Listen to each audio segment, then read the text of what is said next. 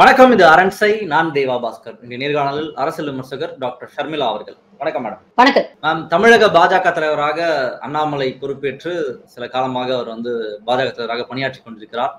இதனிடையே நிறைய ups and downs அவருடைய தலைமையில அந்த கட்சிக்கு இருந்திருக்கு. அவரை ஒரு ஃபியூரியஸான லீடரா பாஜகவுடைய கேரட்ஸ் பாக்குறாங்க. பாஜக தான் முக்கியம்னு சொல்லி அண்ணாமலை இதற்கு முன்னாடி இருந்த பாஜக தலைவர்கள் மாதிரிலாம் கிடையாது, தமிழிசை மாதிரி கிடையாது, முருகன் மாதிரி கிடையாது. இவர் கொஞ்சம் அடிச்சு பேசுறாரு, இறங்கி பேசுறாருன்ற மாதிரி அவருக்கான ஆதரவு வட்டம் கூடுனது, வார் ரூம், இப்படிலாம் நிறைய ஆஸ்பெக்ட்ஸ் இருந்ததை பார்த்தோம். கிட்டத்தட்ட அவர் பாஜகவில இருந்து அவர் தலைவர் பதவியில இருந்து அவர் விலக இருக்கிறார்ன்ற மாதிரியான ஸ்பெகுலேஷன்ஸ் வர ஆரம்பிச்சிருக்கு. எந்த பேக்ராப்ல அப்படின்னா ஏடிஎம்கே பிஜேபி அலையன்ஸ் உடைந்து மீண்டும் அந்த அலையன்ஸ் ஒற்றை ஸ்டேஜ்ல இருக்காங்க. எடப்பாடி டெல்லி போய் அமித்ஷாவை சந்திச்சது, அதையொட்டி அண்ணாமலையும் போய் சந்திச்சுட்டு கொடுத்த ஒரு பத்திரிகையாளர் சந்திப்பு. அதுல பத்திரிகையாளர் கேட்கக்கூடிய கேள்வி, நீங்க முன்னாடி கடந்த காலத்துல ரொம்ப மோசமாக அதிமுக பாஜக விமர்சிச்சீங்க, இப்ப எப்படி திரும்ப கூட்டணி வைக்க போறீங்கன்னு கேட்கும் பொழுது, நான் மாத்தி பேசுறேன், அண்ணாமலை கிடையாது, முன்னாடி என்ன சொன்னோ அதையே தான் நான் சொல்லியிருக்கேன், பாஜக மேலிடத்திலையும் நான் சொல்லிட்டேன், கட்சியில ஒரு தொண்டனாக என்னால் என்னென்ன பண்ண முடியுமோ நான் அதெல்லாம் சொல்லிட்டேன், கட்சியோடைய நிலைமை என்னன்றதை நான் வலியுறுத்தினேன். சூசகமாக நான் அதிமுக பாஜக அலையன்ஸ் ஃபார்ம் ஆனாலும் நான் வெளியே போறதுக்கான வாய்ப்பு நிறைய இருக்கு, நான் வெளியே போறதுக்கான கூறுகள் வந்துருச்சு, அந்த டைம் வந்துருச்சுன்றத ஹிண்ட்ஸ் மூலமா கொடுத்திருக்காரு. எப்படி பாக்குறீங்க நீங்க? அப்படித்தான் சொல்லி ஆகணும் அவரு. ஏன்னா அவருக்கு வேற வழி இல்ல. குப்புறம் விழுந்தாலும் வீசல மண்ணோட்டல அப்படிங்கிற கதை தான். பாஜகக்குள்ள பாத்தீங்கன்னா இன்டர்னலா அவங்களுடைய தலைவர்கள், மாநில தலைவர்கள் பொறுப்புப்பெல்லாம் போட்டுட்டு இருக்கிறாங்க. தேசிய தலைவர் கூடிய சீக்கிரத்துல தேசிய தலைவர் பொறுப்பெல்லாம் கூட அறிவிக்க போறாங்க. சோ இது ஒரு பீரியாடிக்கல் சேஞ்ச் தான். ஒரு குறிப்பிட்ட காலத்துக்கு அப்புறம் மாநில தலைவர்களை மாத்துவாங்க அப்படிங்கிறது தெரிஞ்ச ஒரு விஷயம் தான். அண்ணாமலை அவங்களுக்கு ஒரு லயபிலிட்டி ஆயிட்டாங்களோ அப்படின்னு பாஜகவுடைய தேசிய தலைமையை நினைக்க ஆரம்பிச்சிருச்சுன்னு நினைக்கிறேன். ஏன்னா Annamalai has become irrelevant the moment he left to London. லண்டனுக்கு அவர் உயர்கல்வி படிக்க போறேன் அப்படின்னு சொல்லிட்டு போனார் இல்லையா, அது அதிமுக பாஜகவுடைய அந்த உச்சக்கட்ட வார்த்தை போர் நடந்துட்டு இருக்கு எடப்பாடிக்கும் அண்ணாமலைக்கும். அதை ஒட்டிதான் 2024 தேர்தல் வந்தது. ரெண்டு பேருமே படுதோல்வியை சந்தித்தார்கள் அப்படிங்கறத நம்ம பார்த்தோம். சோ அதுக்கப்புறம் தான் அண்ணாமலை கொஞ்சம் ஓவரா பேசுறாரு. அது கூட்டணி கட்சிகளுக்குள்ளேயே ஒரு நெருடலை ஏற்படுத்துது. அப்போ கொஞ்சம் இந்த திங்ஸ் எல்லாம் அயன் பண்ணி ஸ்மூத்தன் அவுட் பண்றதுக்கு நமக்கு ஒரு 3 மாசம் தேவை அப்படின்னு சொல்லிட்டு தான் இந்த ஆளை பேக் பண்ணி லண்டனுக்கு அமிச்சாங்க. எப்ப அமிச்சாங்களோ அப்பவே அவர் இரலவெண்ட் ஆயிட்டாரு. அதற்கு முன்னால இருந்த வீரியம் எல்லாம் அதுக்கப்புறம் திரும்பி வந்த அண்ணாமலை கிட்ட இல்ல. சாட்டையால அடிச்சுக்கிட்டாரு, செருப்பு போட மாட்டேன்னு சொன்னாரு.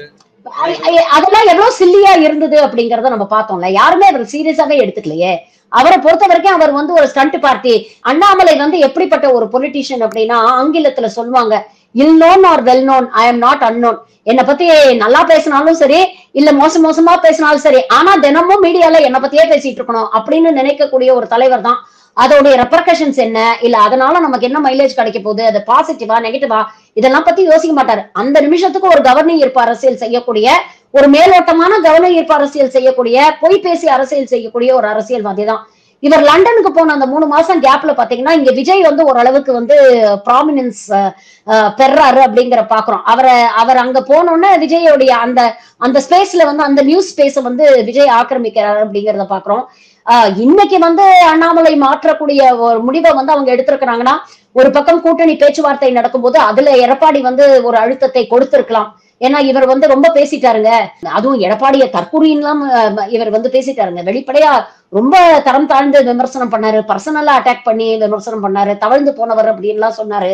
இதெல்லாம் ஒரு கூட்டணி கட்சி, ஒரு கூட்டணியில இருந்தாங்க, ஒரு காலத்துல கூட்டணியில இருந்தோம் அப்படிங்கிற ஒரு குறைந்தபட்ச ஒரு நாகரிகமாவது அவர் கடைபிடிச்சிருக்கணும். ஓவரா பேசிட்டாங்கிறத அவரே ரியலைஸ் பண்றாரு. இன்னைக்கு அவருடைய பாடி லாங்குவேஜ் நீங்க பாத்தீங்கன்னா ஓரளவுக்கு ஒரு விரக்தி அதெல்லாம் நம்மளால பார்க்க முடிஞ்சது.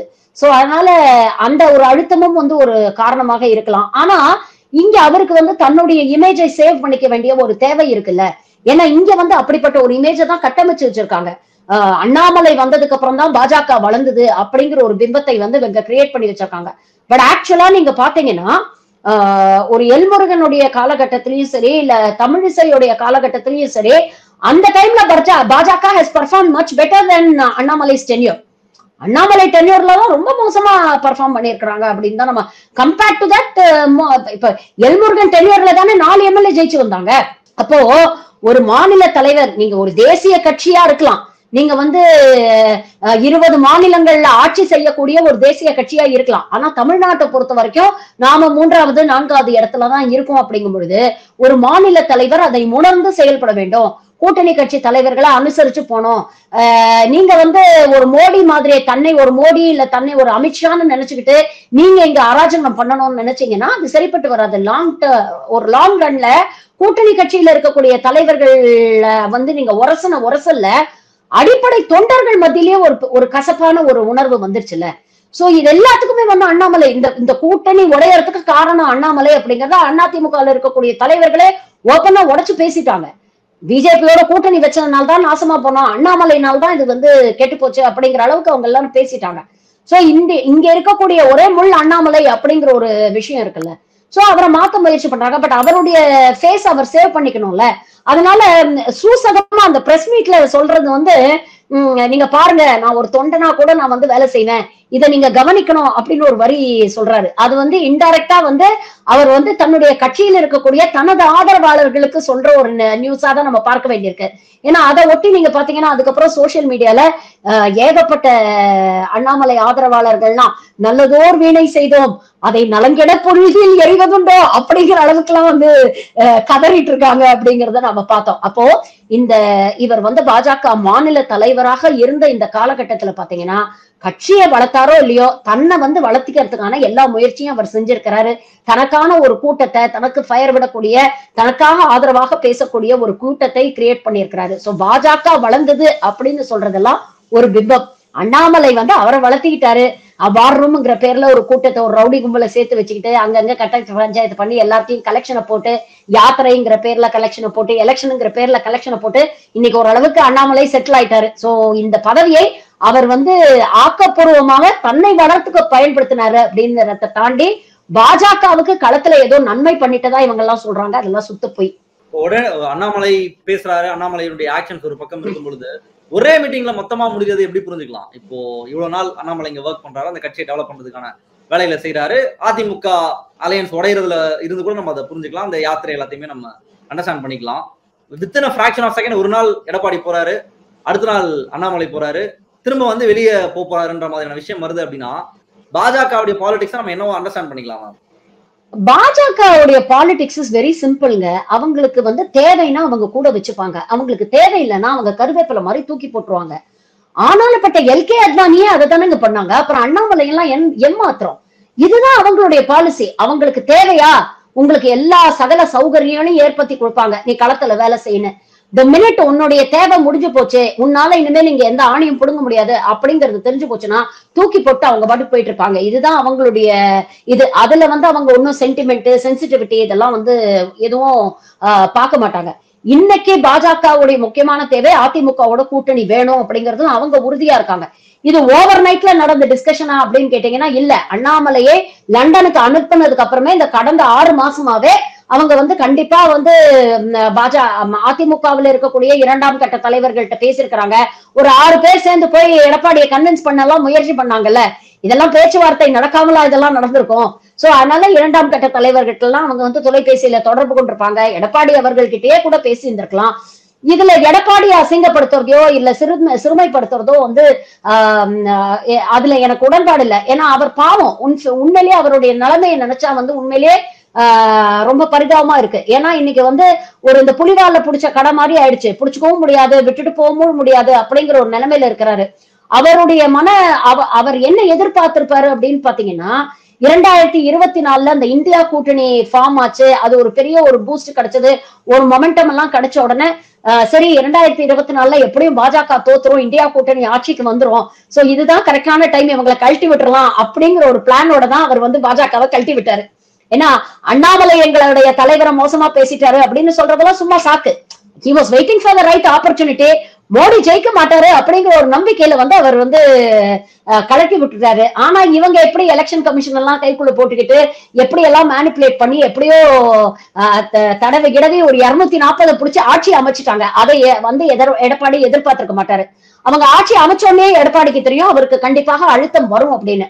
அதுவும் இந்த முறை கண்டிப்பாக அவங்க அழுத்தம் கொடுப்பாங்க. ஏன்னா அதிமுக போன்ற ஒரு பெரிய கட்சி வந்து அவங்களுக்கு தேவை. இந்த எலெக்ஷன்ல வந்து அதிமுகவோட கூட்டணி இல்லாம எப்படி 2024ல என்டிஏ தலைமையில் ஒரு கூட்டணி அப்படின்னு சொல்லி களம் கண்டு ரொம்ப கேவலமா தோத்து போனாங்களோ அந்த மாதிரி ஒரு தோல்வி மீண்டும் வந்தா தமிழ்நாட்டுல பாஜக will become irrelevant அப்படிங்கறது அவங்களுக்கு நல்லாவே தெரியும். சோ அதனால அதிமுகவுக்கு பாஜக தேவை என்பதை விட பாஜகவுக்கு இன்னைக்கு அதிமுக தேவை அப்படிங்கறதுனால்தான் அவங்க இவ்வளவு பிரஷர் போடுறாங்க. பாவம் அவர் நல்லா மாட்டிட்டு இருக்காரு, அவருக்கு உருட்டுறாங்க, மிரட்டுறாங்க, அழுத்தம் கொடுக்குறாங்க அப்படின்னு நிறைய ஸ்பெகுலேஷன்ஸ் நமக்கு வருது. விரும்பிதான் எடப்பாடி கூட்டணி வைக்கிறாரா அப்படின்னு கேட்டீங்கன்னா விரும்பி கண்டிப்பா வைக்க மாட்டாரு. given a choice between பாஜக or நம்ம வாரிசு நடிகர் விஜய், அவர் கண்டிப்பா விஜயை தான் ப்ரிஃபர் பண்ணுவாரு. ஏன்னா அதிமுக தாவேகா will be a good combination. இப்ப நீங்க பாத்தீங்கன்னா ஒரு கரிஸ்மேட்டிக் லீடர் அப்படிங்கறது அதிமுகல மிஸ்ஸிங். நீங்க என்னதான் எடப்பாடி ஆளுமை அப்படின்னு சொன்னாலும் அவருக்கு ஒரு எம்ஜிஆருக்கோ ஒரு ஜெயலலிதாக்கோ இருந்த கரிஸ்மா ஒரு ஒரு ஒரு அட்ராக்ஷன் எடப்பாடி அவர்களுக்கு இல்ல. அப்ப அந்த தேவையை விஜய் ஃபில் அப் பண்ணிருப்பாரு. அதே மாதிரி அடிப்படை கட்டமைப்பு அப்படிங்கறதுதான் தாவேகாவுக்கு ஒரு பின்னடைவா இருக்கு. அவங்களுக்கு கிரவுண்ட் லெவல்ல ஒரு ஸ்ட்ராங் ஒரு பிரசன்ஸோ இல்ல பூத் லெவல்ல ஒரு பிரசன்ஸோ இல்ல. அப்ப அந்த தேவையை அது பூர்த்தி செஞ்சிருக்கும். சோ அது ஒரு எஃபெக்டிவ் ஒரு காம்பினேஷனா இருந்திருக்கும். அதற்கான முயற்சிகள் தான் அதிமுக செஞ்சாங்க அப்படிங்கறத பார்த்தோம். பட் அது நடக்க பாஜக விட மாட்டாங்க. ஆப்வியஸ்லி நமக்கு தெரியும் அதை விட மாட்டாங்க. அது எங்கேயாவது நடந்துருமோ அப்படிங்கிற பயத்துலதான் அவசர அவசரமா டெல்லிக்கு கூப்பிட்டு ஒருட்டி மிரட்டி இன்னைக்கு ஒரு கூட்டணியை கன்ஃபார்ம் பண்ணிட்டாங்க.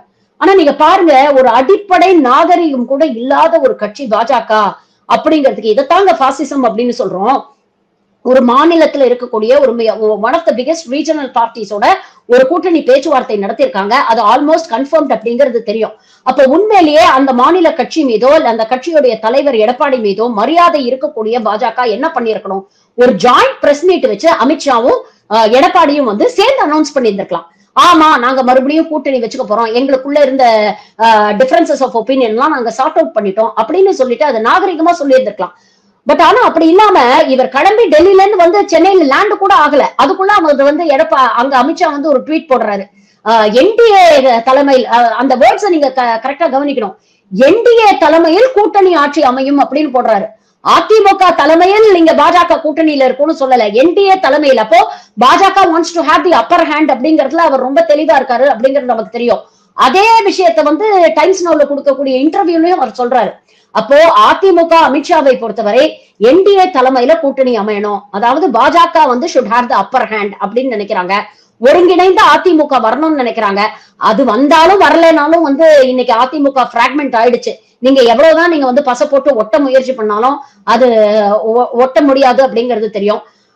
இன்னொரு முக்கியமான ஒரு ஃபேக்டர்னு பாத்தீங்கன்னா அண்ணாமலைக்கும் எடப்பாடிக்கும் கண்டிப்பா ஆகல. அண்ணாமலையை இவங்க அண்ணாமலையுடைய திறமைக்காகவோ இல்ல அவர் ஒரு நேர்மையான ஐபிஎஸ் அதிகாரி அப்படிங்கிறதுக்காகவோ அவர் மாநில தலைவர் ஆக்கல. அவர் எடப்பாடியுடைய சமூகத்தை சேர்ந்தவர். அப்ப அந்த ஜாதி ஓட்டை இந்த சைடு தூக்கிட்டு வரலாம் அப்படிங்கிறதுக்காக தான் அண்ணாமலையை கொண்டு உட்கார வச்சாங்களோ பாருங்க. அண்ணாமலை ஒரு பெரிய ஆளுமைன்னுலாம் பெருசா ஒண்ணும் கொண்டு வைக்கல அப்படிங்கிறது நமக்கு நல்லாவே தெரியும். சோ இதுதான் பாஜகவுடைய நிலைப்பாடாக இருக்குது. they want to have the upper hand. முக்கியமான விஷயம் ஒரு கூட்டணி அமைக்கிறாங்க. 2019 இருந்து அந்த தேசிய ஜனநாயக கூட்டணி ஃபார்ம் ஆகுது. அதுல ஒரு சில கட்சிகள் அப்பப்போ வெளியே போறாங்க, சில கட்சிகள் ஆட வராங்க, இப்படி போயிட்டு இருக்கு. 2024 தேர்தல் வரும்பொழுது, பாராளுமன்ற தேர்தலின் பொழுது நாங்க 2 பேரும் பிரிகிறோம், நன்றி மீண்டும் வராதீர்கள்னு அதிமுக ஒரு ஹேஷ்டாக ட்ரெண்ட் பண்ணாங்க. பாஜக மிக மோசமாக இப்படி மாத்தி மாத்தி பேசினாங்க. திடீர்னு ஒரு நாள் நைட்ல இது மாறிடுச்சு அப்படின்னா தமிழக மக்கள் இதை என்னவா புரிஞ்சுக்கணும்? இன்னைக்கு திமுக ஒரு பக்கம் இருக்குன்னா அவங்களுக்குள்ள டிஃபரன்சஸ் ஆஃப் ஒப்பீனியன் வருது, நிறைய இஷ்யூஸ்ல உள்ளுக்குள்ள முரண் வருது. பட் டைம் அண்ட் அகைன் அவங்க அனௌன்ஸ் பண்ற முக்கியமான விஷயம், எங்களுக்கு ஒரு காமன் மினிமம் ப்ரோக்ராம் இருக்கு, பிஜேபின்ற கட்சியை வீட்டுக்கு அனுப்பணும், அதுதான் எங்களுக்கு பிரதானமான கோரிக்கை. அது ஒரு பாசிசத்தை பரப்பக்கூடிய ஒரு கட்சியாக இருக்கு, ஒரு மோசமான கட்சியாக இருக்கு, இந்தியாவை துண்டாடுதுன்ற மாதிரியான டிமாண்ட்ஸ் எல்லாம் வச்சு நாங்க ஒன்னா இருக்கோம்ன்ற சொல்றாங்க. இவங்களுடைய இவங்க பிரிஞ்சு போறது, திடீர்னு சேர்ந்துக்கிறத எப்படி புரிஞ்சுக்கிறது? எதுக்கு பிரிஞ்சாங்கன்னு தெரியல, எதுக்கு சேர்ந்தாங்கன்னு தெரியலன்ற மாதிரியாக நிலைமை இருக்கு. எப்படி இதை மக்கள் புரிஞ்சுக்கணும்? இது சொல்லுவாங்கல்ல, இந்த புருஷ பொண்டாட்டி சண்டையில 3வது மனுஷன் தலையிடவே கூடாது, ஏன்னா கடைசியில நம்மள பைத்தியக்காரங்க ஆக்கிடுவாங்கன்னு. அந்த மாதிரி தாங்க இவங்களுடைய சண்டை. இவங்க ஒரு காரணம் சொல்லி, எடப்பாடி பிரியும் போது என்ன காரணம் சொன்னாரு? ஒட்டுமொத்த அதிமுக தொண்டர்களுடைய விருப்பத்துக்கு ஏற்ப நாங்க இந்த கூட்டணியில இருந்து வெளியில வரோம் அப்படின்னு சொன்னாரு. இன்னைக்கு போய் ரகசியமா கூட்டணி பேச்சுவார்த்தை நடத்துனீங்க. உங்க கட்சியில இருக்கக்கூடிய முக்கியமான நபர்களுக்கே, அமைச்சர்களாக இருந்தவங்களுக்கே வந்து நீங்க டெல்லிக்கு போறீங்க அப்படிங்கிற விஷயம் நீங்க போய் பேச்சுவார்த்தை நடத்தினதுக்கு அப்புறம் தான் தெரியுது. அங்க போயிட்டு அமித்ஷாவை சந்திக்க போறீங்களா அப்படின்னு கேட்டா அதுக்காகவாவது நீங்க பிராங்கா பதில் சொல்லிருக்கலாம். ஆமாங்க, அப்பாயின்மெண்ட் வாங்கியிருக்கேன், சந்திக்க போறேன் அப்படின்னு நேர்மையா சொல்லியிருக்கலாம். அந்த அடிப்படை நேர்மை கூட இல்ல. சிறுபான்மை சமூகத்தை வந்து பாஜக வஞ்சிக்கிறது, அதனால நாங்க கூட்டணியை விட்டு வெளியில வந்துட்டோம், இனிமேல் சிறுபான்மையினருக்கு பாதுகாவலராக அதிமுக இருக்கும் அப்படின்லாம் பேசினாங்க. இன்னைக்கு கூட சிறுபான்மை மக்களுக்கு வந்து பிரச்சனை நடந்துகிட்டு தாங்க இருக்கு. யூபியில வந்து நமாஸ் பண்ண விட மாட்டேங்கிறாங்க. பொது வெளியில நீங்க நமாஸ் பண்ணீங்கன்னா உங்களுடைய பாஸ்போர்ட்டை முடக்குவோம், உங்க டிரைவிங் லைசன்ஸை முடக்குவோம் அப்படிங்கிற அளவுக்கு இன்னைக்கு வந்து சிறுபான்மையினரை வந்து அச்சுறுத்திட்டு இருக்கு யோகி அரசாங்கம். இன்னைக்கு அதை எதிர்த்து எடப்பாடி ஏதாவது பேசினாரா? சரி, இன்னைக்கு நீங்க போய் கூட்டணி வைக்கிறீங்க, அப்ப நாளைக்கு டீலிமிட்டேஷன் உங்களுடைய நிலைப்பாடு என்ன? மும்மொழி கொள்கையில உங்களுடைய நிலைப்பாடு என்ன? தேசிய கல்விக் கொள்கை உங்க நிலைப்பாடு என்ன? நீட் கல்வியை பொறுத்த வரைக்கும் உங்களுடைய நீட் எக்ஸாம் பொறுத்த வரைக்கும் உங்களுடைய நிலைப்பாடு என்ன? இதெல்லாம் கேள்விக்குறியாகும்ல. எப்படி நீங்க ஜஸ்டிஃபை பண்ணுவீங்க? இன்னைக்கு நம்ம இன்ஃபர்மேஷன் ஏரால இருக்கும். டிஜிட்டல் இந்தியா டிஜிட்டல் இந்தியா அப்படின்னு பாஜக பேசுறாங்கல்ல. இன்னைக்கு இந்த டிஜிட்டல் இந்தியா தான் பாஜக அதிமுக கூட்டணிக்கு ஆப்பு வைக்க போகுது பாருங்க. ஏன்னா ஒரு காலகட்டத்துல ஒரு எம்ஜிஆர் இருக்கும் பொழுதோ இல்ல ஜெயலலிதா அம்மா இருக்கும் பொழுதோ சில விஷயங்கள் பேசுவாங்க, அது ஏதாவது ஒரு பத்திரிகையில ஒரு துண்டு செய்தியாக வரும், அதுக்கப்புறம் மக்கள் மறந்து போயிருவாங்க. ஆனா இன்னைக்கு அப்படி இல்ல. நீங்க 10 வருஷம் முன்னால பேசின வீடியோவை கூட எடுத்து எடுத்து போட்டு மக்களுக்கு ஞாபகப்படுத்திட்டு இருக்காங்க. இன்னைக்கு எதிர்கட்சிகள் அதுதானே பண்றாங்க. அண்ணாமலை பாஜகவினர் வந்து அதிமுக தலைவர்களை திட்டுறதும், நான் இவனை திட்டுறது நீ அவனை திட்டுறது, நாங்க இப்படிதாங்க அசிங்க அசிங்கமா திட்டிப்போம், ஆனா நாளைக்கே கொஞ்சம் கொலாவும் அப்படின்னு இவங்க நினைக்கலாம். ஆனா அதெல்லாம் எடுத்து இன்னைக்கு சமூக வலைதளங்களை போட்டு உங்களை எக்ஸ்போஸ் பண்ணிட்டு இருக்காங்களே. அப்போ உங்க நான் வந்து பொதுமக்களை விட்டுருங்க, அதிமுக தொண்டர்கள், உண்மையான அதிமுக தொண்டர்களுடைய மனநிலையை யோசிச்சு பாருங்க. எவ்வளவு வீராப்பா பேசினாரு எடப்பாடி. ஒரு 2 வாரம் முன்னால வரைக்கும் அதை தானங்க பேசிட்டு இருந்தாரு. கூட்டணியே இல்ல, கூட்டணியே இல்ல, இந்தியால எப்பவுமே இந்த ஜென்மத்திலேயே கூட்டணி இல்லைன்னு சொன்னவரு இன்னைக்கு என்ன சொல்றாரு? கருத்தியல் வேற, கூட்டணி வேற, திமுகவை வீழ்த்தணும் அப்படிங்கறதா எங்களுடைய ஒரே குறிக்கோள், அதுக்காக நாங்க என்ன வேணா பண்ணுவோம். அவ திமுகவை வீழ்த்தணும் அப்படின்னா நீ மாநில உரிமைகளை அடகு வைப்ப, மாநில மக்களுடைய நலன்களை நீ அடகு வைப்ப, அதை பத்தி நீ கவலையே படமாட்ட அப்படின்னு சொல்றேன்னா உன் மேல மக்களுக்கு எப்படி நம்பிக்கை வரும்? முதல்ல அதிமுக தொண்டர்களுடைய மனநிலை யோசிச்சு பாருங்க. உண்மையான அதிமுக தொண்டர்கள், எம்ஜிஆர் மீதோ ஜெயலலிதா மீதோ நிறைய அபிமானம் வைத்திருக்கக்கூடிய அதிமுக தொண்டர்கள் இந்த பஞ்ச் ஆஃப் ஜோக்கர்ஸ பார்த்து என்ன நினைப்பாங்க? அவங்க ரத்தம் கொதிக்காதா? இவ்வளவு நாள் பாஜகவோட கூட்டணி வச்சுக்க மாட்டோம் அப்படின்னு சொல்லிட்டு இன்னைக்கு போய் நீங்க வந்து ரகசியமா போய் கூட்டணியும் பேசுற எங்க தெரியுமா? நீங்க இந்த மெயின் ஸ்ட்ரீம் சேனல் டிபேட்ஸ்ல எல்லாம் இந்த அதிமுக ஆதரவாளர்கள்னு சில பேர் பேசுனாங்கல்ல, உண்மையிலேயே காமெடியா இருக்குங்க. 2 நாள் முன்னால வரைக்கும் அதிமுக பாஜகவையும் அண்ணாமலையும் திட்டிட்டு இருந்தவங்க இன்னைக்கு வந்து வேற வழியே இல்லாம அவங்களுக்கு முட்டு கொடுத்து இந்த கூட்டணியை நியாயப்படுத்தி பேச வேண்டிய ஒரு நிலைமைக்கு தள்ளப்படுறாங்கல்ல. இந்த தர்ம சங்கடம் வந்து ரொம்ப கஷ்டங்க. அத வந்து தொண்டர்களால ஜீர்ணிக்கவே முடியாது. அது மட்டும் இல்ல, நீங்க கிரவுண்ட் லெவல்ல அதிமுக பாஜக தொண்டர்கள் எப்படி சேர்ந்து வேலை செய்வாங்க யோசிச்சு பாருங்க. So much of bitterness has flown under the bridge. இல்ல எவ்வளவு வன்மம், எவ்வளவு வெறுப்பை நீங்க பரஸ்பரம் பகிர்ந்துக்கிட்டீங்க. இதுக்கப்புறம் 2 பேரும் களத்துல வந்து சேர்ந்து வேலை செய்யணும் அப்படின்னு சொன்னானா எப்படிங்க வரும்? அந்த இயல்பான ஒரு இது எப்படிங்க வரும் அது? அப்ப இது ஒட்டு மொத்தமா வந்து பாஜகவை அழிக்கக்கூடிய ஒரு அழிவை பாதையில கொண்டு போகக்கூடிய ஒரு விஷயம் தானே. எடப்பாடியை பொறுத்த வரைக்கும் இஸ் வெரி செல்ஃபிஷ் அப்படின்னு தான் நான் சொல்லுவேன்.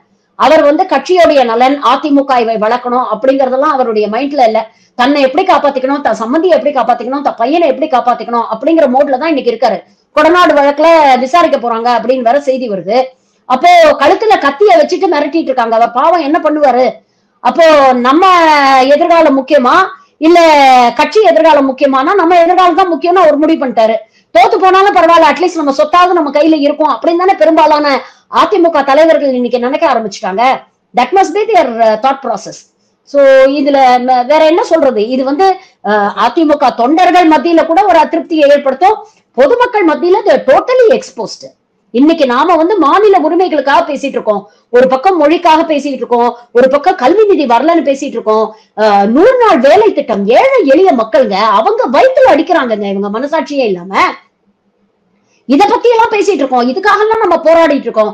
அப்ப இது எல்லாத்தையும் திசை திருப்பும் விதமாக இது போன்ற செய்திகளை வலம் வர செய்து இத பத்தி எல்லாம் நம்ம பேசக்கூடாது, இத பத்தி மக்கள் பேசணும் அப்படின்னு திசை திருப்ப முயற்சி செய்யக்கூடிய இந்த கேவலமான அருவருப்பான அரசியலை வந்து மக்கள் தெரிஞ்சுக்கோ, என்னைக்கு இருந்தாலும் சாயம் வெளுத்து போயிருங்க.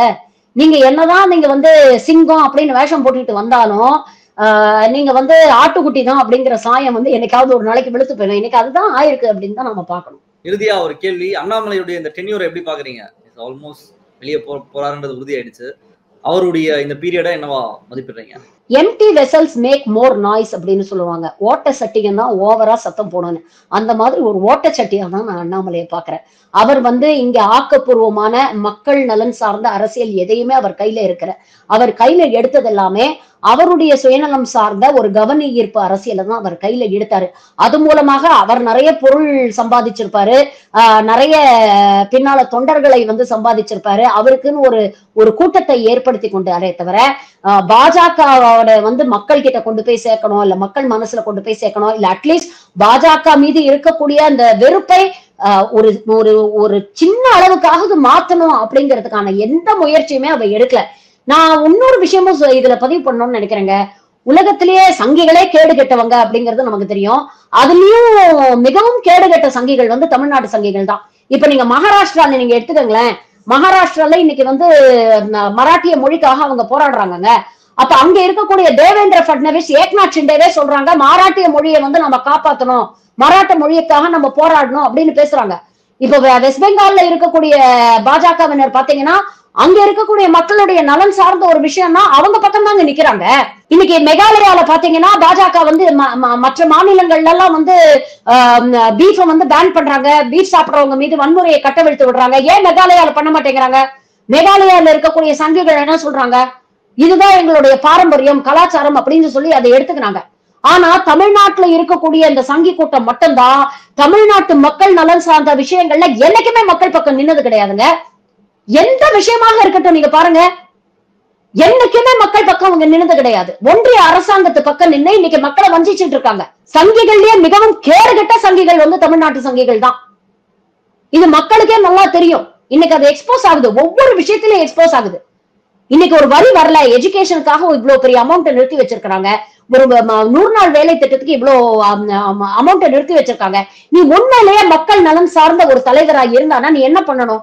ஒன்றிய அரசு கிட்ட பேசி, ஐயா முதல்ல அதை ரிலீஸ் பண்ணுங்க, எங்களால மக்களை போய் ஃபேஸ் பண்ண முடியல, மக்கள் கேட்கிற கேள்விகளுக்கு எங்களால பதில் சொல்ல முடியல, இப்படி எல்லாம் பண்ணீங்கன்னா இன்னும் பாஜக மேல வெறுப்பு தான் ஜாஸ்தி ஆகும், அதனால ஏதாவது ஒண்ணு பண்ணுங்க அப்படின்னு நீ உன் தலைவரை கன்வின்ஸ் பண்ணுவியா? இல்ல இங்க உட்காந்து போய் போராட்ட கட்டெழுத்து விட்டுட்டு இருப்பியா? இன்னைக்கு அண்ணாமலை என்ன பண்றாரு? அதனாலதான் சொல்றேன், இவங்களுடைய அரசியல், இவங்களுடைய இந்த அருவருக்கத்தக்க அரசியல் என்னைக்குமே தமிழ்நாட்டுல எடுபடாது. ஏன்னா இங்க இருக்கக்கூடிய மக்கள் படித்தவர்கள், பகுத்தறிவு நிறைந்தவர்கள், நல்லது எது கெட்டது எதுன்னு பிரிச்சு பார்த்து அதை உணர்ந்து வாக்களிக்கக்கூடிய மக்கள். மக்களை என்னைக்குமே முட்டாள்னு நினைச்சிடாதீங்க. யாரா இருந்தாலும் சொல்றேன், எந்த கட்சியா இருந்தாலும் சொல்றேன், இன்னைக்கு இருக்கக்கூடிய ஆளும் கட்சிக்கும் சேர்த்துதான் சொல்றேன். இன்னைக்கு வந்து இவங்க தொடர்ந்து இந்த மாதிரி பேசி சட்டம் ஒழுங்கு சரியில்லை அப்படிங்கிற ஒரு நரேட்டிவை இங்க கிரியேட் பண்ண முயற்சி பண்ணிட்டு இருக்கிறாங்க. அது ஓரளவுக்கு மக்கள் கிட்ட எதிரொலிக்கவும் ஆரம்பிச்சிருக்கு. இத ஒரு வார்னிங்காவே நான் சொல்றேங்க. நாங்க பேசுறோம்ல, தினம் தினம் நம்ம மக்கள்கிட்ட பேசுறோம், நிறைய பேர்கிட்ட இன்டர்வியூ எடுக்கிறோம், நிறைய பேர்கிட்ட நம்ம பேசுறோம்ல, நமக்கு தெரியுதுல்ல. அப்ப அப்படிப்பட்ட ஒரு நரேட்டிவை இவங்க கட்டமைக்க முயற்சி பண்றாங்க. அதை ஒரு அளவுக்கு வந்து அவங்க நகர்த்திட்டும் போறாங்க. அப்ப அரசாங்கம் இன்னும் டபுள் எச்சரிக்கையா இருக்கணும். சிஎம்க்கு இருக்கக்கூடிய ஒரு குட்வில் அப்படிங்கறத வச்சு மட்டும் நீங்க வந்து களத்துல போராட முடியாது. அப்போ ஆன்டி இன்கம்பன்சி இருக்கு அப்படிங்கும் பொழுது you have to work towards it. இது போன்ற விஷயங்கள் மக்களிடையே பேசப்படுது அப்படிங்கும் பொழுது நீங்க துரிதமாக நடவடிக்கை எடுக்கிறீங்க அப்படிங்கறதுல எந்த மாற்று கருத்தும் இல்ல. ஆனா இது போன்ற விஷயங்கள் நடக்காம தவிர்க்கிறதுக்கான முயற்சிகளையும் நீங்க எடுக்கணும் இல்லையா? அப்ப மக்களை மட்டும் தயவு செஞ்சு யாருமே வந்து don't take them for granted. மக்களுடைய மைண்ட் செட் இன்னைக்கு இப்படி இருக்கு, நாளைக்கு எப்படி வேணாலும் மாறலாம். ஓவர் நைட் களம் மாறும். இன்னைக்கு 1 இயர் அஹெட், இன்னும் எலெக்ஷனுக்கு ஒரு வருஷம் இருக்கு. சோ நம்ம எதுவுமே ப்ரெடிக்ட் பண்ண முடியாது, எதையுமே வந்து நம்ம கான்பிடென்டா சொல்ல முடியாது. சோ அதனால அரசியல் கட்சிகளும் வந்து ஜாகிரதையா இருக்கணும், மக்களும் வந்து உணர்ந்து செயல்படணும். எது பொய் செய்தி, இன்னைக்கு வந்து டிஜிட்டல் எரால நம்ம எழுதிட்டு இருக்கோம். நீங்க வந்து எதையும் போய் இன்னைக்கு கூகுள்ல எல்லாம் போய் வெரிஃபை பண்ண வேண்டாம், கிராக்கு கிட்ட கேட்டாலே கிராக் உண்மையை சொல்லிட்டு போயிடுது. அந்த அளவுக்கு வந்து இன்னைக்கு ஃபேக்ட் செக் பண்றதுக்கான எல்லா ஃபெசிலிட்டிஸும் நமக்கு வந்துருச்சு. அதனால எந்த ஒரு செய்தியாக இருந்தாலும், அது எந்த கட்சி சொன்னாலும் அது உண்மையா பொய்யா அப்படிங்கறதை உணர்ந்து செயல்படுங்கள். அப்படிங்கிற ஒரு விஷயத்தையும் வந்து நம்ம மக்கள்கிட்டயும் நம்ம சொல்ல வேண்டியது இருக்கு. ஏன்னா நாம சில விஷயங்கள் இப்ப நம்ம சொல்றோம் சட்டம் ஒழுங்கு சரியில்லை அப்படின்னா நம்ம தரவுகளோட நம்ம சொல்றோம்னா உடனே என்ன சொல்லுவாங்க, இவங்க திமுக சொம்பு 200 ரூபாய் ஊப்பி அதனால அவங்க அப்படிதான் பேசுவாங்க அப்படின்னு. நான் சொல்ல வேண்டிய அவசியம் இல்லை, நீங்க போய் கூகுள் பண்ணாலே உங்களுக்கு தெரியும். இங்க தமிழ்நாட்டுல இருக்கக்கூடிய சிட்டிஸ் வந்து some of the safest cities in India அப்படின்னு நாம சொல்ல, ஒன்றிய அரசுடைய தரவுகள் சொல்லுது, நேஷனல் கிரைம் ரெக்கார்ட்ஸ் பியூரோ சொல்லுது. அப்படி இருக்கும்பொழுது சட்டம் ஒழுங்கு சரியில்லை அப்படிங்கிற ஒரு தவறான கட்டமைப்பை கொண்டு வர முயற்சி பண்றாங்க அப்படிங்கறத மக்களே தெரிஞ்சுக்கலாம். எஸ் மேம், பல முக்கியமான விஷயங்களை பேசியிருக்கீங்க. மக்கள் பார்த்து என்ன சொல்லலாம் பார்ப்போம். இன்றைய தினம் இந்த நிகழ்ச்சிக்கு வந்து உங்களை கருத்து ரொம்ப நன்றி. Thank you very much. தேங்க்யூ. அரண்சை நண்பர்களுக்கு வணக்கம். அரண்சை ஊடகம் சுயேட்சையாக இயங்குவதற்காகவே உருவாக்கப்பட்டது. நாம் செய்கிற வேலை உண்மையிலேயே மக்களுக்காக செய்கிறோம் என்பதை நீங்கள் நம்பினால், வாய்ப்பு இருந்தால் இந்த ரேசர் பே கியூஆர் கோடுக்குள்ளே நீங்கள் வந்து அதை ஸ்கேன் பண்ணி எங்களுக்கு உங்களால் இயன்றதை விருப்பம் இருந்தால் ஆதரவு தெரிவிக்கலாம்.